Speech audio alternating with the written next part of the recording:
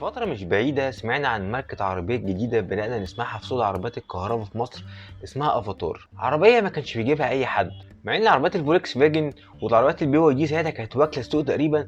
بس بدأنا من بعيد كده نشوف عربية افاتار دي بدأت تظهر وكذا حد بدأ يشتريها. أنا بتكلم عن الناس اللي بتحب العربيات الكهرباء بالذات. احنا بنتكلم على رينج ضخم جدا، بنتكلم ساعتها في 700 كيلو، ما كناش بنشوف حتى الرينج ده بي واي دي. ده غير الامكانيات والفخامه بتاعت العربيه والباب اللي بيفتح من الجنب وبتاع وشويه حركات دلع كده. المهم العربيه دي كانت بتيجي استيراد من بره، بس دلوقتي وكيل الاسراوي قرر ياخد علامه افاتار وتبقى الاول مره ليها وكيل رسمي في مصر بيدي عليها فعلا ضمان حقيقي، مش جو واحد يستوردك العربيه من بره ويديها لك ومالكش دعوه بيك بعد كده. وكمان منزل عربيه بسعر يعتبر قريب من سعر العربيات اللي بتيجي استيراد من بره. بس يا ترى العربيه دي صفقه؟ في الفيديو ده هكلمكم شويه عن العربيه، وهنتكلم اكتر عن سعر العربيه في مصر وسعرها في بقيه الدول اللي حوالينا عشان نعرف العربيه دي فعلا تستاهل سعرها ولا لا. اكتر حاجه بتعجبني في العربيات الصيني ان انا ما بحتاجش ان انا ارجع بالتاريخ كتير قوي ورا، عشان اغلب الشركات دي تعتبر شركات بادئه، بنتكلم في 20 25 سنه. الشركه بتاعت النهارده دي بالذات تقريبا موجوده في الاسواق من 2018. الموضوع بدا كله في الصين، لما الناس كلها في الصين بدات تجري وبقى عندها هوس لعربيات الكهرباء. ثلاث شركات كبار قالك احنا لازم نخش مع بعض ونعمل تحالف مع بعض عشان خاطر السوق ما يسابقناش. بنتكلم في شركه شانجان، وبنتكلم في شركه كاتل بتاعت البطاريات، وبنتكلم في شركه هواوي. هواوي اللي عليها عقوبات جوجل دي، بس الشركه دي مش قليله خالص، الشركه دي ضخمه جدا خصوصا في مكان السوفت وير التكنولوجي. وطلعوا لنا شركه افاتار في 2021، واول عربيه نزلت في الاسواق العالميه هي افاتار 11، دي شفناها بره في 2022 بالظبط. نتكلم في شاشات في كل حته، انظمه قياده ذاتيه، ومدى بيوصل 680 كيلو. والعربيه من كتر التكنولوجيا اللي فيها وشكلها الفخم ناس قارنتها بتسلا موديل واي، وقالت كمان دي شكلها اشيك واهدى منها شويه. وبعد النجاح الجامد بتاع افاتار 11 قررت الشركه تنزل افاتار 12، وفعلا الشركه فردت عضلاتها جامد في السوق بالعربيه دي. عربيه طياره شكلها فخم جدا وامكانياتها من جوه فعلا جبار. تحالف هواوي كشركه ضخمه جدا في صناعه السوفت وير التكنولوجي، وشركه كاتل اللي هي تعتبر عملاق صناعه البطاريات في الصين، وشركه شنجان، الثلاثه فعلا عملوا عربيه حلوه مش وحشه. وشركه بتفكر فعلا تخش السوق الاوروبي بقوه في عام 2026 2030، بتفكر ان هي تبقى رقم واحد في بيع العربيات في اوروبا. المهم بقى ان افاتار بدات نشوفها في السوق المصري كده على استحياء في 2023 و2024 عن طريق ناس بتستوردها من بره وتدخلها مصر باسمها. بس التوكيل الاسراوي قرر ان هو يجيب العربيتين في مصر، وعمل حركه انا بحبها بصراحه. جاب موديلين بس من العربيه، افاتار 11 وافاتار 12، وقال لك انا هركز على الموديلين دول وهديهم ضمان كبير، وهدي كمان ضمان على البطاريه ضخم جدا. ادى ضمان على العربيه 5 سنين او 120 الف كيلو، وادى ضمان على البطاريه 8 سنين او 160 الف كيلو. ده غير ان ادى اول 100 الف كيلو صيانات مجانيه على العربيه، وكمان عمل تامين مجاني على العربيه لمده سنه. نتكلم الاول على الافاتار 11. احنا بنتكلم على عربيه 4 متر و8 من 10، وعرضها متر و9 من 10، يعني تقريبا داخل في 2 متر عرض.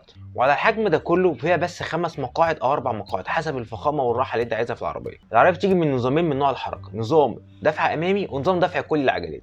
الدفع الامامي بتيجي في فئه واحده سعرها من 2 مليون 930 الف، اما الدفع الكلي في فئتين 3 مليون 240 و3 مليون 430. وطبعا الفرق بين الدفع الامامي والدفع الكلي كمان في البطاريه، واحده بتيجي ببطاريه 90 واط والثانيه بتيجي ببطاريه 120 واط. عربيتين طبعا فيها نظام شحن سريع، وبنتكلم في ارقام حصانيه ضخمه جدا. عربيه الدفع الامامي بتيجي 309 حصان، بتسرع من 0 ل 100 في 6 ثواني و6 من 10 بالظبط. طبعا انا مش هقعد اقول لكم بقى في شاشه وفي لا، يعني العربيات الصينيه طبعا احنا عارفين شاشه وكاميرات في كل حته ومساج في الكراسي واوتو بارك وكل اللي انت عايزه هتلاقيه موجود في العربيه يعني. فئه الدفع الكلي بقى طبعا العربيه البطاريه بتاعتها اقوى، وكمان الموتور بتاعها اقوى شويه، تقدر تسرع من 0 ل 100 في 4 ثواني ونص، وبتطلع 570 حصان. هنا بقى هتشوف ابواب كهرباء بتفتح وتقفل لوحدها، وتشوف سبويلر خلفي وشويه دلع كده. على فئه بقى فئه النافا هتلاقي بس بقى عندك 4 كراسي في النص كده، يبقى فيه كونسول في الراكب الخلفي، وهتلاقي بقى في دنيا ثانيه جوه العربيه دي. برده افاتار 12 بتيجي في فئتين، فئه دفع امامي وفئه دفع كلي للعجلات.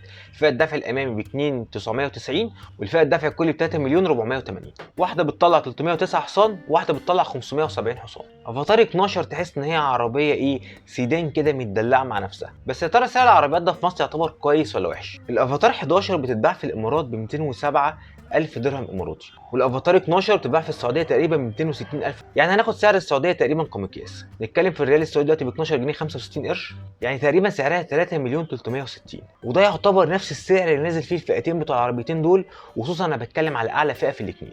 طب العربيه دي تعتبر صفقه اللي عايز يجيبها. بص العربيات الكهرباء بالذات شئنا ام ابينا هي كده كده المستقبل. احنا شايفين مصر بتعمل ايه في مجال الكهرباء، وبتعمل دلوقتي محطه طاقه نوويه وبتاع، فالعربيات الكهرباء هي المستقبل يعني شئنا ام ابينا. عربيه بتيجي من مصنع جامد جدا اللي هو شنجان. بطاريات الكاتل انا عن نفسي بحبها، بطاريات الكاتل بالنسبه لي بتبقى احسن كتير من عربيات البليد بتاعت بي واي دي. ده غير ان هواوي انا بحب منتجات هواوي عامه، وبحب التكنولوجيا والسوفت وير بتاع هواوي. حتى شاومي لما نزلت العربيه خدت برضو السوفت وير بتاعها من هواوي. فاحنا بنتكلم على تجربه كامله ممتازه مش وحشه. بس انا عندي مشكله في سعر العربيات نفسها. 3 مليون ونص في عربيه كهرباء، وكمان صيني، والشركه كلها على بعض ببلاش 6 7 سنين في السوق. هو تحالف بين شركات ضخمه جدا، بس برضه يا جماعه الرقم مش قليل. لما ادفع الرقم ده في عربيه الفولكس فاجن، عربيه منتشره ومغرقه الدنيا في اوروبا وموجوده في مصر وماشي، وقطع غيرها كمان بدات موجوده وتنتشر، انما ادفع 3 مليون ونص. كمان ده عربيه الفولكس فاجن كلها على بعضها بنتكلم في مليون 600 مليون 400. احنا بنتكلم في 200 كيلو في مدى الكهرباء زياده، وعربيه خارقه وبتتسارع بسرعه وبتاع. اللي هيجيب عربيه زي كده مش هيجيبها يطير بيها يعني. بس معنى ان عربيه تنزل مصر هنا مع توكيل دي حاجه كويسه، حاجه تطمنك اصلا انت هتلاقي لها قطع غيار، خصوصا كمان هو بيديك ضمان. وتوكيل الاسرار يعتبر كويس مش وحش، وزي ما باين كده سعر العربيه مقارنه بالتسعير بره يعتبر معقول. بس لو كان اعلى فئه كانت ب 3 مليون جنيه كانت فرقت برضه. وكمان حكايه العربيه تنزل كهرباء بس، يعني الافاتار 11 في منها نسخه بره بتيجي بلاجن هايبرد.